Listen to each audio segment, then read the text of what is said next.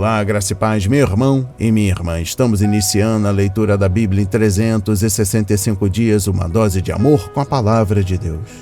Hoje, no 344º dia, trago para leitura e comentários bíblicos o livro do profeta Zacarias, capítulo 12, o livro de Esther, capítulo 1, e o livro de Atos, capítulo 15, dos versículos 22 a 41.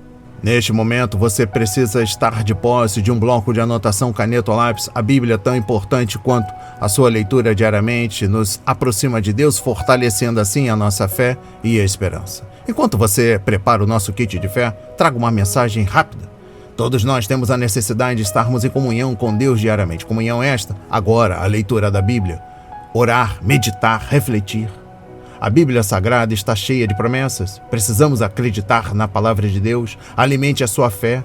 A sua palavra tem muito mais força do que as coisas contrárias. Estamos vivendo um tempo em que devemos abrir os olhos.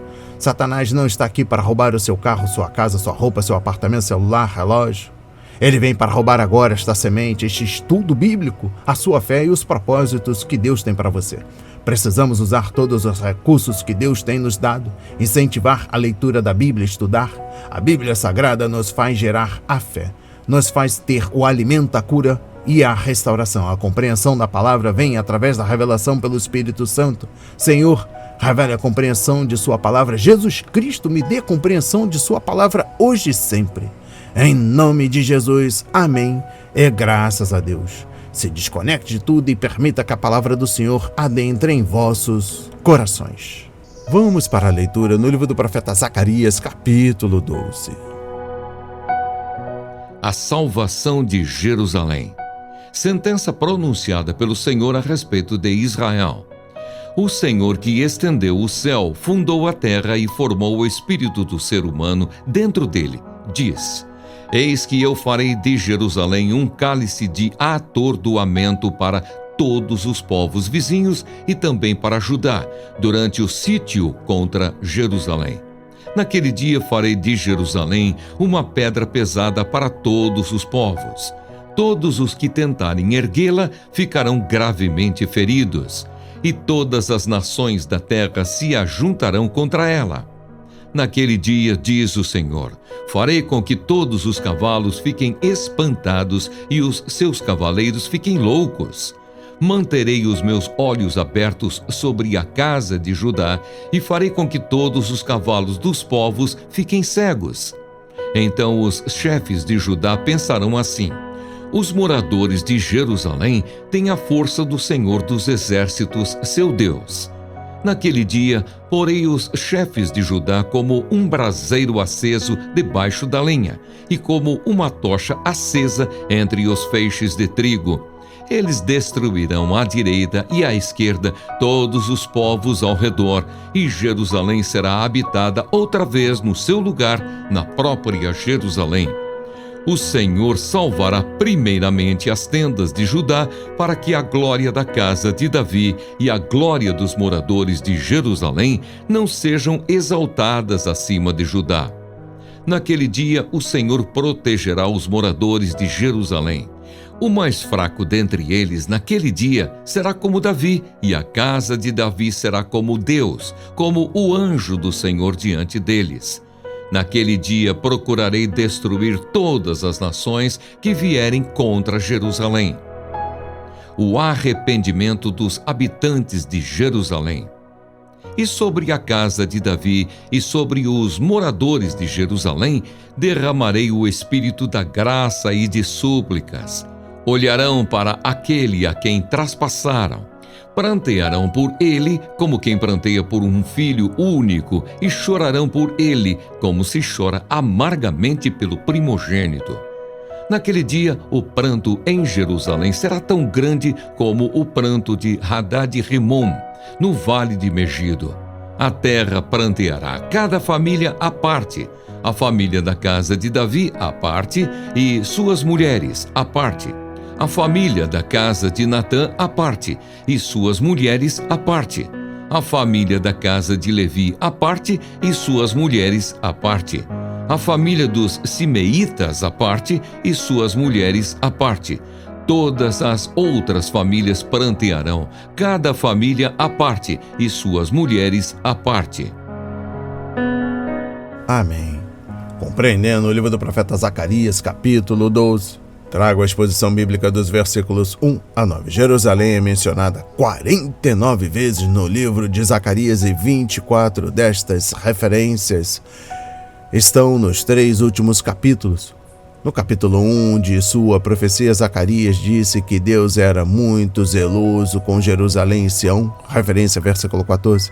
Essa declaração revela o sentimento do coração de um pai amoroso por seu primogênito, referência Êxodo 4, versículo 22, e o desejo de um marido fiel por sua esposa infiel, conforme Jeremias 2, versículo 2, capítulo 3, versículo 2. Exposição bíblica dos versículos 2 e 3. Zacarias em seguida usou a imagem de uma taça e de uma pedra pesada. A taça é uma imagem bíblica muito comum para o julgamento, referência a Salmos 75, versículo 8, Isaías 51, versículo 17, versículos 21 a 23, Jeremias 25, versículos 15 a 28, Apocalipse 14, versículo 10 e capítulo 16, versículo 9. As nações planejavam engolir Jerusalém, mas ao começarem a beber da taça, seu conteúdo as embriagou e adoeceram. A história mostra que todas as nações que já tentaram destruir os judeus acabaram por ser destruídas. Isso não será diferente quando os inimigos atacarem coletivamente o povo escolhido de Deus. É a exposição bíblica dos versículos 4 a 9. Pânico, um incêndio e o poder especial dado aos guerreiros judeus são os meios que Deus usará para vencer os exércitos invasores. Os cavalos dos adversários entrarão em pânico em sua cegueira e os invasores serão possuídos de loucura, acabando por lutar entre si. Referência capítulo 14, versículo 13. O Senhor cuidará de seu povo e fará com que seja libertado. Ele também fará com que os judeus sejam como fogo e seus inimigos como palha seca. Jesus Cristo demonstrará seu grande poder enquanto defende seu povo e derrota os inimigos, ao salvar Israel das mãos de seus opressores. O objetivo final de Nosso Senhor é mais do que a mera preservação do povo. Aquilo que ele mais deseja é sua restauração espiritual. O Messias quer se revelar aos judeus e estabelecer o tipo de relacionamento que seria impossível nos séculos anteriores por causa da incredulidade deles. A exposição bíblica dos versículos 10 a 14. Arrependimento não é algo que produzimos por nós mesmos, mas é um dom de Deus, algo que acontece quando ouvimos a palavra do Senhor e reconhecemos sua graça. Referência Atos 5, versículo 31, capítulo 11, versículo 18 e 2 Timóteo, capítulo 2, versículo 25. Deus derramará seu Espírito sobre Israel, conforme Joel 2, versículos 28 a 29, e então o povo vai perceber seus pecados e clamar por perdão. E eu encerro a compreensão do livro do profeta Zacarias, capítulo 12, trago o versículo 10. As pessoas vão finalmente ver o Messias a quem a nação transpassou, conforme Salmos 22, versículo 16, Isaías 53, versículo 5, João 19, versículos 34 e 37. E depositarão sua fé nele. O perdão vem ao pecador somente por meio da fé no sacrifício de Cristo na cruz. Vamos para a leitura no livro de Esther, capítulo 1. O banquete de Assuero. Isto aconteceu nos dias de Assuero, o Assuero que reinou sobre 127 províncias, desde a Índia até a Etiópia. Naqueles dias, quando Assuero reinava na cidadela de Suzã, no 3º ano do seu reinado, deu um banquete a todos os seus oficiais e servidores. O exército da Pérsia e da Média, bem como os nobres e os governadores das províncias, estavam presentes. Então Assuero mostrou as riquezas da glória do seu reino e o esplendor da sua excelente grandeza durante muitos dias, durante 180 dias. Passados esses dias, o rei deu um banquete a todo o povo que estava na cidadela de Suzã, tanto para os maiores como para os menores, durante 7 dias, no pátio do jardim do Palácio Real. Havia cortinas de algodão, brancas e azuis, amarradas com cordões de linho e de púrpura, a argolas de prata e a colunas de alabastro. A armação dos leitos era de ouro e de prata, sobre um piso de pórfiro, de mármore, de alabastro e de pedras preciosas. A bebida era servida em taças de ouro de vários tipos, e havia muito vinho real, graças à generosidade do rei. Bebiam sem restrições, como estava prescrito, pois o rei havia ordenado a todos os oficiais da sua casa que fizessem segundo a vontade de cada um. Também a rainha Vasti deu um banquete às mulheres no palácio do rei Assuero.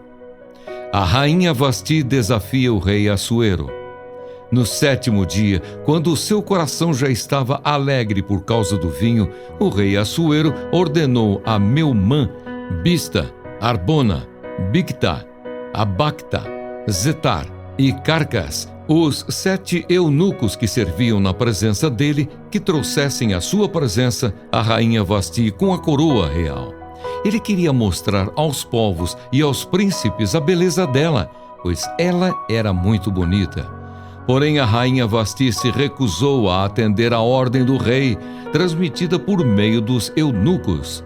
Diante disso, o rei muito se enfureceu e se inflamou de raiva. Então o rei consultou os sábios que entendiam dos tempos, porque era seu costume fazer isso na presença de todos os que conheciam a lei e o direito.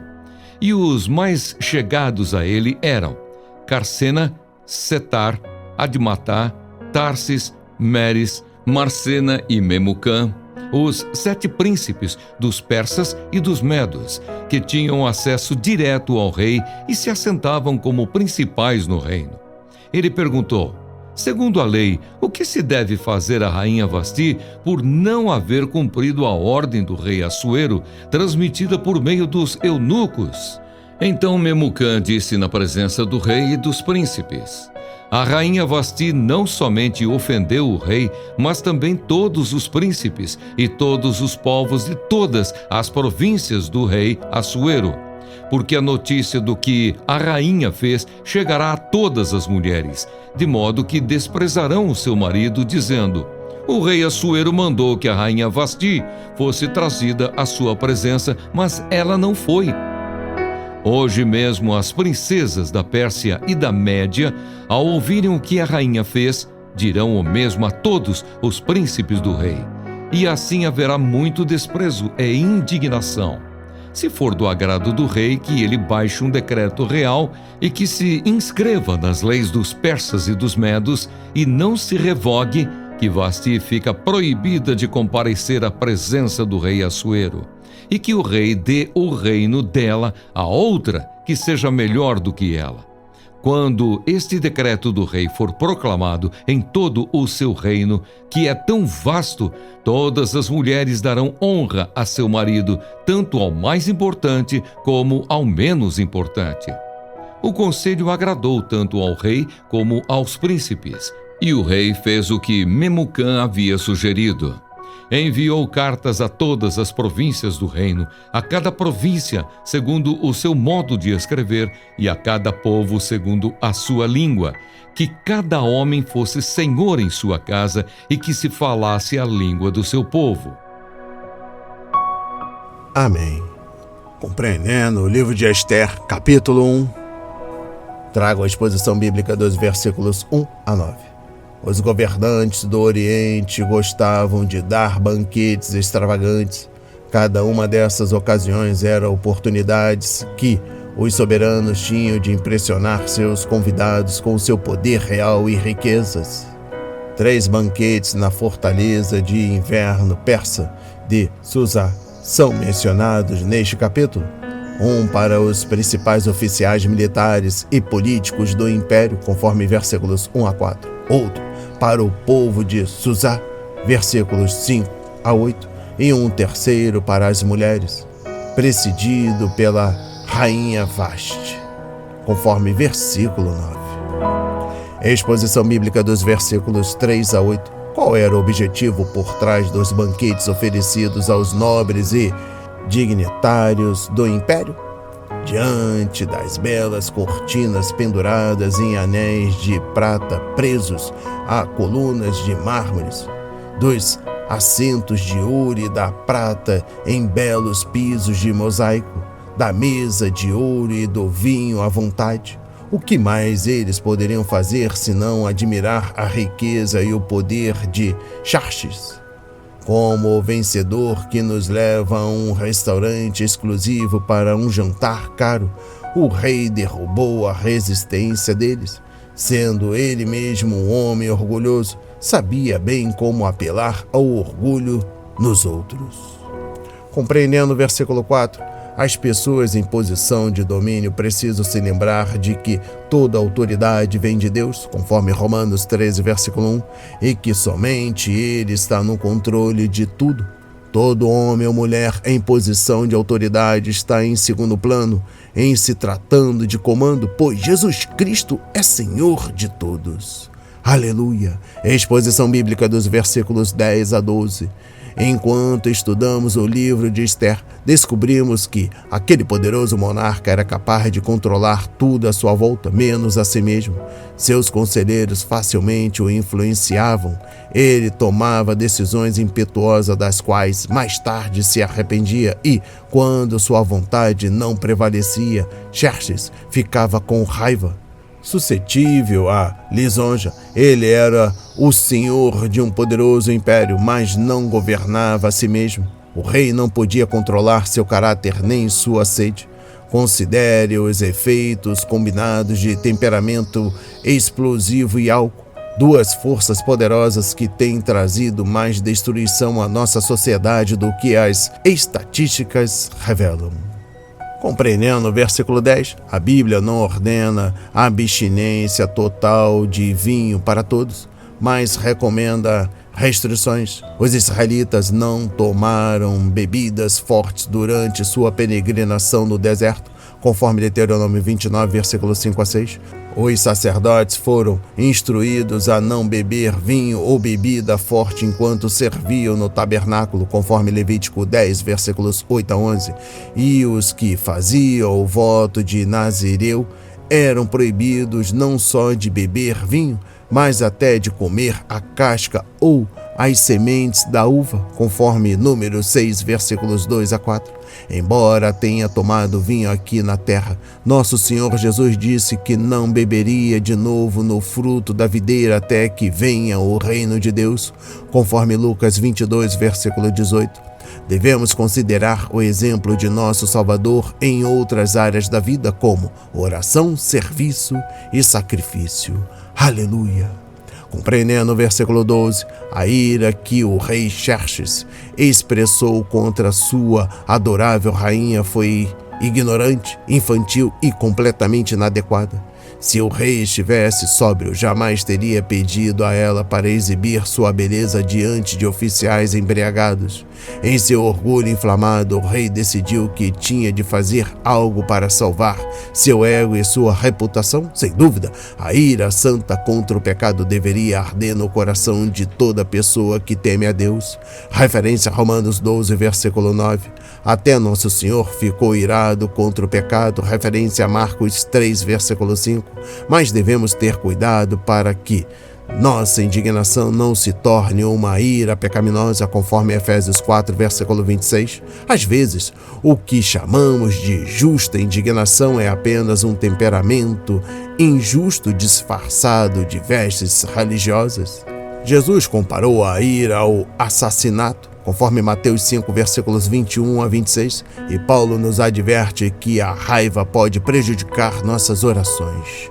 Referência a 1 Timóteo capítulo 2, versículo 8. Compreendendo o versículo 13, o rei persa tinha 7 conselheiros que o auxiliavam em assuntos de estado e tinham o direito de se aproximar de seu trono. Eles também sabiam muito bem como lisonjear o rei, não só para assegurar suas posições, como para obter privilégios. Os monarcas orientais naquela época dependiam desses homens para dar-lhe instruções em questões pessoais, governamentais e militares. Compreendendo o versículo 16, os homens enxergaram na importância do evento. A rainha Vasti portou-se mal, não só com o rei, mas também com todo o império. Quando os convidados voltassem para casa, acabariam dizendo a todos que a rainha era desobediente ao seu marido e as consequências seriam desastrosas. As mulheres no império menosprezavam os homens. Assim, temia-se que uma revolta geral de esposas contra os maridos e de mulheres contra os homens surgisse. E eu encerro a compreensão no livro de Esther, capítulo 1, trago a exposição bíblica dos versículos 19 a 20. Segundo os conselheiros, o ato de banir a rainha Vasti colocaria medo no coração de todas as mulheres do império, levando-as a ter mais respeito pelos maridos. Será? Por acaso os corações mudam porque reis emitem decretos ou congressos e parlamentos aprovam leis? Como a punição de Vasti faria as mulheres persas amarem mais os maridos? O amor e respeito são qualidades que podem ser geradas no coração por imposição externa. Que contraste com o conselho de Paulo aos maridos e esposas em Efésios 5, versículos 21 a 33. O Evangelho de Jesus Cristo tem ajudado a libertar e elevar a condição social das mulheres onde quer que seja pregado e obedecido no mundo. Não há judeu nem grego, escravo nem livre, homem nem mulher, pois todos são um em Cristo Jesus. Referência a Gálatas 3, versículo 28. Ainda temos um longo caminho a percorrer em nosso reconhecimento da importância das mulheres na igreja. No entanto, e graças, em parte, à influência do Evangelho, as sociedades têm feito progressos notáveis no sentido de livrar o gênero feminino de situações degradentes e cruéis, dando às mulheres oportunidades maravilhosas para que sejam produtivas e vivam com dignidade. Aleluia! Vamos para a leitura no livro de Atos, capítulo 15, dos versículos 22 a 41. A decisão enviada a Antioquia. Então pareceu bem aos apóstolos e aos presbíteros, com toda a igreja, eleger alguns homens dentre eles e enviá-los a Antioquia, juntamente com Paulo e Barnabé. Foram eleitos Judas, chamado Barsabás, e Silas, que eram líderes entre os irmãos. Mandaram por eles a seguinte carta: os irmãos, tanto os apóstolos como os presbíteros, aos irmãos gentios em Antioquia, Síria e Cilícia, saudações. Visto sabermos que alguns que saíram de nosso meio sem nenhuma autorização perturbaram vocês com palavras, transtornando a mente de vocês. Pareceu-nos bem, chegados a pleno acordo, eleger alguns homens e enviá-los a vocês com os nossos amados Barnabé e Paulo, homens que têm arriscado a vida pelo nome do nosso Senhor Jesus Cristo. Portanto, estamos enviando Judas e Silas, os quais pessoalmente lhes dirão as mesmas coisas, pois pareceu bem ao Espírito Santo e a nós não impor a vocês maior encargo além dessas coisas essenciais, que vocês se abstenham das coisas sacrificadas a ídolos, bem como do sangue, da carne de animais sufocados e da imoralidade sexual. Se evitarem essas coisas, farão bem. Passem bem. A leitura da mensagem. Os que foram enviados partiram para Antioquia e, tendo reunido a comunidade, entregaram a carta. Quando a leram, ficaram muito alegres pelo consolo recebido. Judas e Silas, que eram também profetas, consolaram os irmãos com muitos conselhos e os fortaleceram. Tendo-se demorado ali por algum tempo, os irmãos deixaram que voltassem em paz aos que os enviaram. Mas pareceu bem a Silas permanecer ali. Paulo e Barnabé demoraram-se em Antioquia, ensinando e pregando com muitos outros a palavra do Senhor. A segunda viagem missionária. Paulo e Barnabé se separam. Alguns dias depois, Paulo disse a Barnabé: Vamos voltar e visitar os irmãos em todas as cidades nas quais anunciamos a palavra do Senhor, para ver como estão. Barnabé queria levar também João, chamado Marcos, mas Paulo não achava justo levar aquele que tinha se afastado deles desde a Panfilha, não os acompanhando no trabalho. Houve tal desavença entre eles que vieram a separar-se. Então Barnabé, levando consigo Marcos, navegou para Chipre. Mas Paulo, tendo escolhido Silas, partiu, encomendado pelos irmãos à graça do Senhor, e passou pela Síria e Cilícia, fortalecendo as igrejas. Amém. Compreendendo o livro de Atos, capítulo 15, dos versículos 22 a 41, trago a exposição bíblica dos versículos 36 a 41. Paulo e Barnabé concordavam quanto à importância da viagem, mas não conseguiram concordar quanto à composição do grupo que iria. Aqui estão dois homens dedicados que haviam acabado de ajudar a trazer unidade à igreja, mas que não conseguiram resolver suas desavenças. Por mais perturbadores e dolorosos que esses conflitos sejam, eles são encontrados com frequência na história da igreja. Deus, no entanto, é capaz de anulá-los e realizar seus propósitos. E eu encerro a leitura da Bíblia em 365 dias e também da compreensão do livro de Atos, capítulo 15, dos versículos 22 a 41. Trago a exposição bíblica dos versículos 39 a 41. Pessoas boas e piedosas da igreja discordam sobre vários assuntos. Esse é um dos fatos dolorosos da vida que devemos aceitar. Paulo olhou para as pessoas e perguntou: o que eles podem fazer pela obra de Deus? Enquanto Barnabé olhou para as pessoas e perguntou: o que a obra de Deus pode fazer por eles? Ambas as perguntas são importantes para a obra do Senhor e, às vezes, é difícil manter o equilíbrio. Reflita.